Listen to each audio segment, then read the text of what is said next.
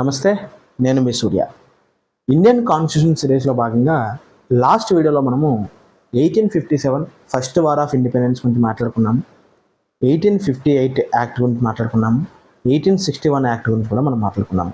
ఈ వీడియోలో 1909 మార్లే Minto reforms గురించి మనం మాట్లాడుకుందాము. అదేవిధంగా 1919 మౌంటాగు చెమ్స్ఫోర్డ్ రిఫార్మ్స్ గురించి కూడా మనం మాట్లాడుకుందాము.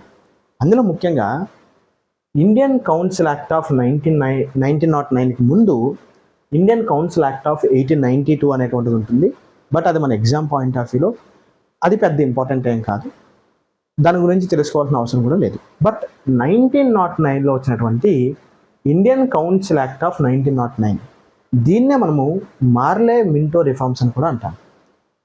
ఇందులో మింటో అనేటువంటి వ్యక్తి అప్పుడు 1909లో వైస్రాయ్గా, బ్రిటిష్ ఇండియాకి వైస్రాయ్గా పనిచేసేవాడు. వీళ్ళు ఇద్దరు తీసుకొచ్చినటువంటి యాక్ట్లో మేజర్ ఇంపార్టెంట్ థింగ్ ఏంటంటే వీళ్ళు ఈ బ్రిటిష్ ఇండియాలో కమ్యూనల్ రిప్రజెంటేషన్ని స్టార్ట్ చేయడం జరిగింది. ఈ కమ్యూనల్ రిప్రజెంటేషన్ ఏంటంటే ఎవరైతే భారతదేశంలో ఉన్నటువంటి ముస్లిమ్స్ ఎవరైతే ఉన్నారో ఎలక్షన్స్లో పాల్గొంటారో ఈ ముస్లిమ్స్కి కొన్ని ఎలక్టోరేట్స్ రిజర్వ్ చేయబడతాయి. అంటే ఫర్ ఎగ్జాంపుల్ మన ఆంధ్రప్రదేశ్లో 175 అసెంబ్లీ కాన్స్టిట్యున్సీస్ ఉన్నాయి. ఇప్పుడు ఎలా అయితే షెడ్యూల్డ్ క్యాస్ట్కి, షెడ్యూల్డ్ ట్రైబ్కి కొన్ని మనం నియోజకవర్గాలు రిజర్వ్ చేస్తాము, అదేవిధంగా 1909లో వీళ్ళు తెచ్చున్నటువంటి యాక్ట్లో ముస్లిమ్స్కి ప్రత్యేకంగా కొన్ని ఎలక్టోరేట్ సిస్టమ్స్ని రిజర్వ్ చేస్తారు. దీని యొక్క ముఖ్య ఉద్దేశం ఏంటంటే ఇండియాలో ఉన్నటువంటి హిందువుల్ని, ముస్లిమ్స్ని కూడా విడతీయాలి అనేటువంటిది వీరి యొక్క ప్రయత్నం. అప్పటికే 1905లో బెంగాల్ అనేటువంటి దాన్ని పార్టీషన్ చేస్తారు. సో ఇప్పుడున్నటువంటి బెంగాల్ ఏదైతే ఉందో వెస్ట్ బెంగాల్, ఇప్పుడున్నటువంటి బంగ్లాదేశ్, ఇది రెండు కూడా కలిపి ఉండేటువంటిది. బంగ్లాదేశ్ని ఇంతకుముందు ఈస్ట్ బెంగాల్గా, ఇప్పుడున్నటువంటి బెంగాల్ని వెస్ట్ బెంగాల్ అని పిలుచుకుంటాం. అయితే రెండూ కలిపి ఉండేటువంటిది బెంగాల్. ఆ పెద్ద రాష్ట్రాన్ని మన దేశంలో ఉన్నటువంటి హిందువుల్ని, ముస్లింలని విడగొట్టడానికి ఈస్ట్ బెంగాల్గా, వెస్ట్ బెంగాల్గా మార్చడం అనేటువంటిది జరిగింది. ఈస్ట్ బెంగాల్లో ముస్లిమ్స్ అనే యొక్క పాపులేషన్ ఎక్కువ ఉంటుంది, వెస్ట్ బెంగాల్లో హిందూస్ యొక్క పాపులేషన్ ఎక్కువ ఉంటుంది. ఇలా మొదలైనటువంటి పార్టీషన్ని 1909లో ఈ యాక్ట్ ద్వారా బ్రిటిష్ వారు కొనసాగించారు. దాని ద్వారా మనల్ని విడగొట్టడం అనేటువంటిది జరిగింది. తర్వాత ఇది ఎగ్జామ్ పాయింట్ ఆఫ్ వ్యూలో సెకండ్ పాయింట్ చూస్తే కనుక మింటో అనేటువంటి వ్యక్తి, మీకు ఆల్రెడీ చెప్పాను, ఇతను వైస్రాయ్ అనేటువంటి వ్యక్తి. ఎప్పుడైతే ఈ కమ్యూనల్ రిప్రజెంటేషన్ తీసుకొచ్చాడో ఇతన్ని noun as the father of communal electorate అని కూడా మనం పిలుస్తాం. So father of the communal electorate అని పిలుస్తాం. ఇది సెకండ్ పాయింట్. థర్డ్ పాయింట్కి వస్తే ఈ యాక్ట్ ద్వారా వైస్రాయ్ ఎగ్జిక్యూటివ్ కౌన్సిల్లోకి మొట్టమొదటిసారిగా ఇండియన్స్ని తీసుకోవడం మొదలుపెట్టారు.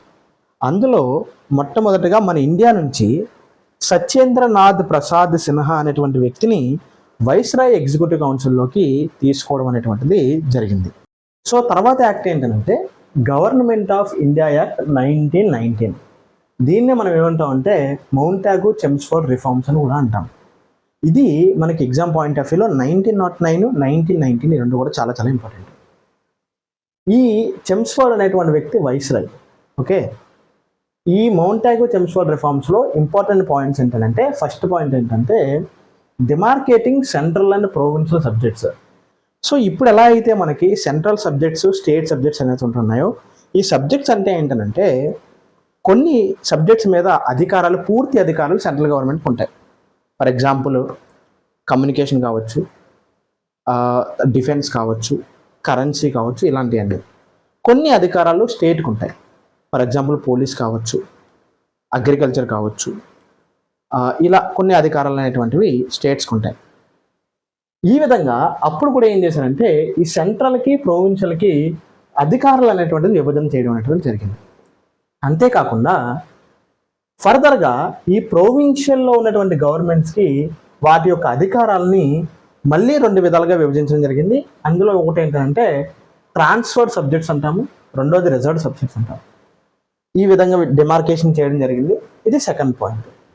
ఇక మనకి మరో ఇంపార్టెంట్ పాయింట్ ఏంటంటే introduced bicameralism and direct elections to the country. Bicameralism అంటే ఏంటంటే ఇప్పుడు మనకి ఎలా అయితే పార్లమెంట్లో ఉభయ సభలు ఎలా ఉన్నాయో లోక్సభ రాజ్యసభ, దాన్నే మనం బైకామరలిజం అంటాం. అలాంటి బైకామరలిజం సిస్టమ్ని ఈ యాక్ట్ ద్వారా తీసుకురావడం అనేది జరిగింది. తర్వాత ఇండియాలో మొట్టమొదటిగా డైరెక్ట్ ఎలక్షన్స్ ఎప్పుడు ఏ యాక్ట్ ద్వారా మనకి తీసుకురాబడ్డాయంటే 1919 మౌంటాగు చెమ్స్ఫోర్డ్ రిఫార్మ్స్ అని చెప్పాలి. సో డైరెక్ట్ ఎలక్షన్స్ అనేటువంటి ఇండియాలో స్టార్ట్ అవడానికి కారణమైనటువంటి యాక్ట్ ఏదంటే 1919 అని చెప్పుకుంటాం. తర్వాత 1909లో మనం చెప్పుకున్నాం కమ్యూనల్ రిప్రజెంటేషన్ అనేటువంటి స్టార్ట్ అయిందని. వీళ్ళు ఈ యాక్ట్ ద్వారా ఏం చేశారంటే ఫర్దర్గా ఎక్స్టెండ్ చేశారు. అప్పుడు ఓన్లీ ముస్లిమ్స్కి మాత్రమే సపరేట్ ఎలక్టరేట్ సిస్టమ్ని ఏర్పాటు చేశారు. కానీ ఈ యాక్ట్ ద్వారా సిక్కులకి, ఇండియన్ క్రిస్టియన్స్కి, ఆంగ్లో ఇండియన్స్కి మరియు యూరోపియన్స్ కూడా వీళ్ళు సపరేట్ ఎలక్టరేట్ సిస్టమ్ని ఏర్పాటు చేయడం అనేది జరిగింది. అంటే ఫర్దర్గా ఇండియాని మరింతగా డివైడ్ చేయడానికి వారి యొక్క ప్రయత్నం అనేటువంటి చేయడం జరిగింది. తర్వాత మరొక ఇంపార్టెంట్ పాయింట్ ఏంటంటే ఈ యాక్ట్ ద్వారా ఫ్రాంచైజ్ అనేటువంటిది ఇవ్వడం జరిగింది. అంటే ఓటు హక్కు అనేటువంటిది ఇవ్వడం జరిగింది. అది కూడా అందరికీ కాదు, ఓన్లీ లిమిటెడ్ పీపుల్. ఎవరైతే ప్రాపర్టీ పరంగా హై లెవెల్లో ఉంటారో, ఎవరైతే ట్యాక్స్ కడుతున్నారో, ఎవరైతే ఎడ్యుకేషన్ చదువుకున్న వాళ్ళు ఎవరైతే ఉన్నారో వాళ్ళకి ఈ యాక్ట్ ద్వారా ఫ్రాంచైజ్ అనే ఓటు హక్కు అనేటువంటిది ఇవ్వడం జరిగింది. ఎందుకంటే డైరెక్ట్ ఎలక్షన్స్ అనేటువంటివి ప్రారంభిస్తున్నారు కాబట్టి. తర్వాత 7th పాయింట్ ఏంటంటే పబ్లిక్ సర్వీస్ కమిషన్ని ఏర్పాటు చేయడం కూడా ఈ యాక్ట్ ద్వారా మనం చూడొచ్చు. యూనియన్ పబ్లిక్ సర్వీస్ కమిషన్, అలాగే స్టేట్ పబ్లిక్ సర్వీస్ కమిషన్స్ ఉంటాయి. మన ఆంధ్రప్రదేశ్లో ఏపీపీఎస్సీ అంటాము, ఆంధ్రప్రదేశ్ పబ్లిక్ సర్వీస్ కమిషన్. మొత్తం నేషనల్ లెవెల్లో యూనియన్ పబ్లిక్ సర్వీస్ కమిషన్ ఉంటుంది. ఇలా సర్వీస్ కమిషన్స్ కూడా యాక్ట్ ద్వారా ఏర్పాటు చేయడం జరిగింది. నెక్స్ట్ వీడియోలో మిగతా యాక్ట్స్ చూద్దాము. ఆ యాక్ట్లో ఉన్నటువంటి ఇంపార్టెంట్ పాయింట్స్ అనేటువంటిది చూద్దాం. నా వీడియో మీకు నచ్చినట్టయితే లైక్ చేయండి, షేర్ చేయండి, సబ్స్క్రైబ్ చేయండి. మీ యొక్క అభిప్రాయాన్ని కామెంట్ రూపంలో తెలియజేయండి. నమస్తే.